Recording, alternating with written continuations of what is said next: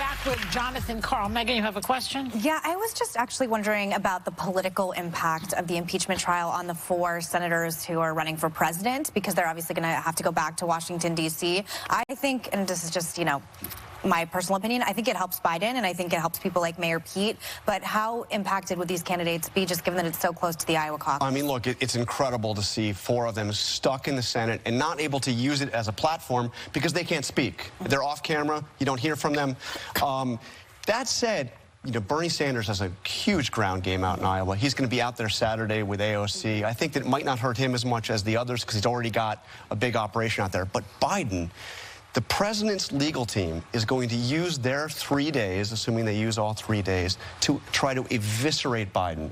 So they will have Hunter Biden over all of that. So they will have up to 3 days unanswered, because it's now their turn to go in and just go after Biden brutally. So and it's going to be a huge How many times can you say he got the job because of his father? Over and over and over again? They think they thought it was repetitious this week. Wait till we have to listen to these idiots. Well, they're going to use this. They're going to use this as a platform. So we'll see. Does it? You know, how do people react to that? Do they have a reaction? John, why wouldn't Joe Biden just say, okay, they want me in exchange for Bolton, I'll do it. I'll take one for the team. And yes, you know what?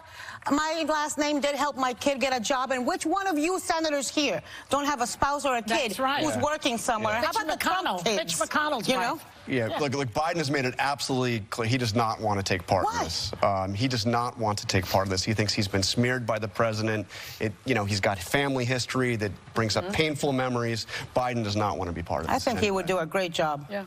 Well, he's not a material witness. I mean, he can't testify to anything that happened on the call with Ukraine. He can't testify to any of that. Now the thing is, did the Democrats give an opening for that? By the Democrats kind of preemptively tried to get ahead of this and say Biden did nothing wrong. These allegations against Biden are completely unfounded. So does that give an opening for the president's team to come in and say, well, now let me explain why that's wrong? Perhaps. And that's my question. What should we expect to hear from Trump's lawyers when they take over the defense? Have you heard anything about their strategy? Because we do have the Chief Justice sitting there. It's a very somber proceeding, and I suspect that while President Trump likes the TV lawyer atmosphere, that vitriol, I don't think Chief Justice Roberts is going to stand for that kind of presentation. He's already admonished both sides once, but I think that the president's team will come out very aggressively. First of all, they'll say that what he did wasn't wrong, and then they will say, even if he did what you're alleging, it is not impeachable and certainly not worth removing him. And then they will go after Joe Biden and go after him very, very strongly, and they will use clips. They will use. It'll be a show.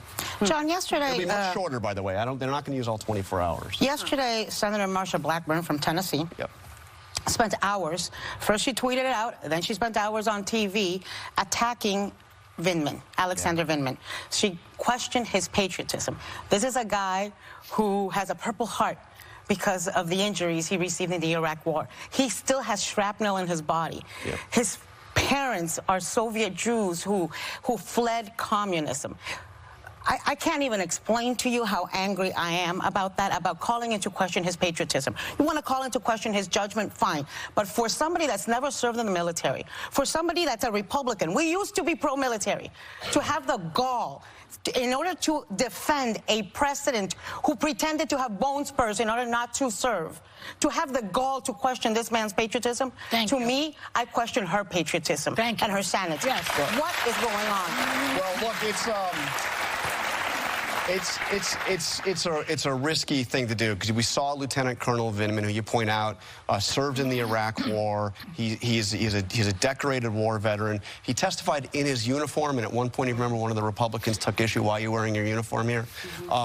So it's a risky. The hypocrisy is so obnoxious. Is it though very similar to what Hillary Clinton did to Tulsi Gabbard, and she's now suing Hillary Clinton over that because she said it's done real damage to her life because she's been accused of being a Russian asset by Hillary Clinton? I think it's a trend we're seeing across lines. It is certainly a trend. Well, let me ask you this. Marsha Blackburn, Senator Blackburn, also was reading a book and tweeted out that she was reading a book during the hearings. Is that something that she could be penalized for, as opposed to paying attention to the hearing? If you believe the admonishments of the Sergeant at Arms, you know, you could be in prison for such a thing. But look, the rules say you can't have electronic devices. They have to check them in at those cubbies you've all seen. It also says you can't have extraneous materials, reading materials, but all the senators. Someone I love was caught playing poker on his phone. Yeah. On one time, my dad did, and it got caught. So it does happen. It does happen. And when they showed that... And it definitely happened in 1999, too. I remember looking down and seeing people doodling, reading reports, you know. I loved how Lindsey Graham took off when they put his picture up and showed what a hypocrite he was. Bathroom breaks. Oh, yeah. Convenient bathroom breaks. Yeah, well, you know, there are urinary tract infections, I guess. Thanks to ABC News Chief White House correspondent Jonathan Karl. He'll be back here in March to tell us about his upcoming book, Front Row at the Trump Show. Maybe before that even. We look forward to that.